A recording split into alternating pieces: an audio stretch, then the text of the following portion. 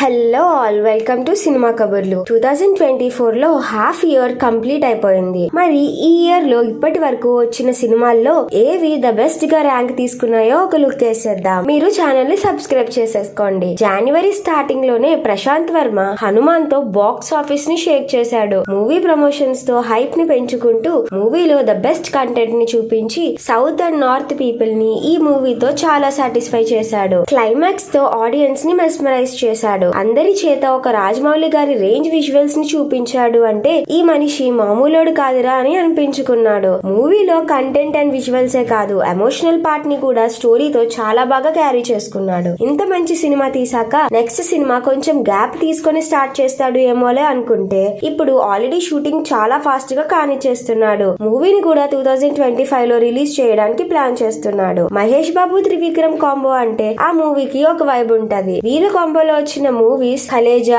అతడు మంచి melodious movies. And ఈ ఇయర్ లో వచ్చిన గుంటూరు కారం కూడా అలాగే మంచి వైబ్ ఉన్న మూవీ. బాక్స్ ఆఫీస్ దగ్గర ఫెయిల్ అయిన కలెక్షన్స్ మాత్రం వచ్చేసాయి. ఇప్పుడు అదే మూవీ సాంగ్స్ తో యూత్ వైబ్ అవుతున్నారు. అసలు వీళ్ళ కాంబోలో ఆ వైబ్ ఎలా వస్తుందో మరి. అది క్యారెక్టరైజేషన్ కానివ్వండి, మూవీ మేకింగ్ కానివ్వండి, కొన్ని కామెడీ పార్ట్ కానివ్వండి, ఏది చూసుకున్నా చాలా ఫ్రెష్ గా ఉంటది. ఇప్పటికీ కలేజా అండ్ అతడు అయితే one of my favourite movies. మరి ఫ్యూచర్ లో వీళ్ళు మళ్ళీ రీయూనిట్ అయ్యే ఛాన్సెస్ ఉన్నాయేమో చూడాలి. హిట్ సిరీస్ డైరెక్టర్ శైలేష్ కోలాను కూడా one of the best director in Tollywood. మరి తను వెంకటేష్ తో తీసిన సైంధవ్ మాత్రం ఈసారి వర్కౌట్ అవ్వలేదు. కాన్సెప్ట్ బాగుంది కానీ ఎగ్జిక్యూషన్ లో మూవీ ఫెయిల్ అయింది. మరి శైలేష్ నెక్స్ట్ ఏం చేయబోతున్నాడో చూడాలి. నాగార్జున, అల్లరి నరేష్, రాజ్ తరుణ్ కాంబోలో వచ్చిన నాసామిరంగా కూడా పెద్దగా ఆడియన్స్ కి కనెక్ట్ అవ్వలేదు. నాగార్జున గారి వింటేజ్ మోడ్ తో మూవీ సాగిపోయింది. అంతకు మించి మూవీలో ఫ్రెష్నెస్ ఏం కనపడలే. ఫిబ్రవరిలో చూసుకుంటే సుహాస్ ఇంకో ఫ్రెష్ కంటెంట్ తో అంబాజీపేట మ్యారేజ్ బ్యాండ్ ఇంకో హిట్ తన ఖాతాలో వేసుకున్నాడు. మూవీలో తన యాక్టింగ్ చాలా బాగుంది. తను ఎంచుకున్న సబ్జెక్ట్స్ చాలా fresh and family entertainment mode లో ఉంటాయి. కానీ బాక్స్ ఆఫీస్ దగ్గర మాత్రం పెద్దగా ఇంపాక్ట్ ఇవ్వలేదు. ఇప్పుడు తను మళ్ళీ ఫ్రెష్ కంటెంట్స్ తో రీబౌన్స్ అవుతున్నాడు.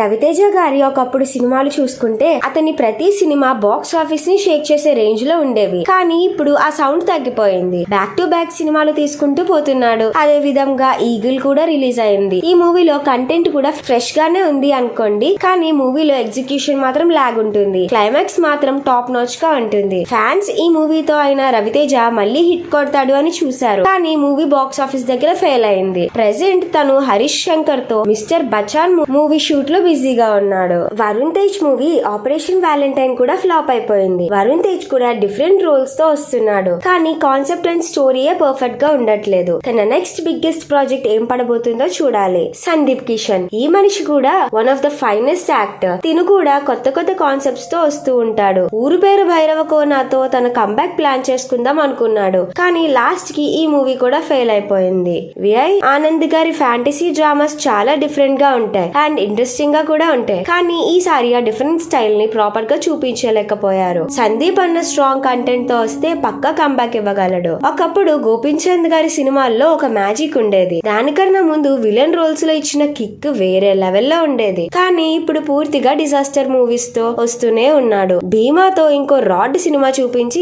ఆడియన్స్ ని మళ్ళీ మైండ్ బ్లాక్ చేశాడు. ఇప్పుడు శ్రీను వైట్ల గారితో మూవీ ఓకే చేసుకున్నారు. శ్రీను వైట్ల గారికి కూడా ఇది కంబ్యాక్ ఫిలిం. మరి హీరో అండ్ డైరెక్టర్ కి ఈ మూవీ కంబ్యాక్ ఫిలిం అవుతుందేమో చూడాలి. గామి విశ్వక్సేన్ ఇప్పుడిప్పుడే కొత్త కొత్త కాన్సెప్ట్స్ తో ఎంటర్టైన్ చేయడం స్టార్ట్ చేశాడు. అందులో గామి ఒక డిఫరెంట్ కాన్సెప్చువల్ ఫిలిం. ఈ మూవీని అటెంప్ట్ చేసినందుకు మూవీ టీమ్ ని అప్రిషియేట్ చేయాలి. నాకు పర్సనల్ గా మూవీ నచ్చింది కానీ మూవీ సక్సెస్ అవ్వలేకపోయింది. ఇదే గ్యాప్ లో గ్యాంగ్స్ ఆఫ్ గోదావరి కూడా రిలీజ్ అయింది. ఈ మూవీ కూడా ఫ్లాప్ అయింది. విశ్వక్సేన్ మాత్రం ఇంకా కొత్త కొత్త కాన్సెప్ట్స్ తో ఎంటర్టైన్ చేయడంలో తగ్గేదేలే అంటున్నాడు. శ్రీ విష్ణు, రాహుల్ రామకృష్ణ, ప్రియదర్శి వీళ్ళ ముగ్గురు కాంబోలో వచ్చిన ఓం భీమ్ బుష్ యూత్ కి నచ్చింది. ఇందులో కూడా ఒక కొత్త పాయింట్ ని డైరెక్టర్ గారు టచ్ చేసి చాలా different and fresh screen play తో ఎంటర్టైన్ అయ్యేలా చేశారు. శ్రీ విష్ణు ఎంచుకునే కాన్సెప్ట్స్ చాలా సింపుల్ గా ఉంటాయి కానీ అవుట్పుట్ మాత్రం ఫ్యామిలీ ఎంటర్టైన్మెంట్ లెవెల్లో ఉంటాయి. స్టార్ బాయ్ సిద్ధుకి బాగా పేరు తెచ్చిన మూవీ డీజే టిల్లుకి సీక్వెల్ టిల్లు స్క్వేర్ కూడా ఆడియన్స్ ని బాగా ఎంటర్టైన్ చేసింది. మూవీలో టిల్లు క్యారెక్టర్ తో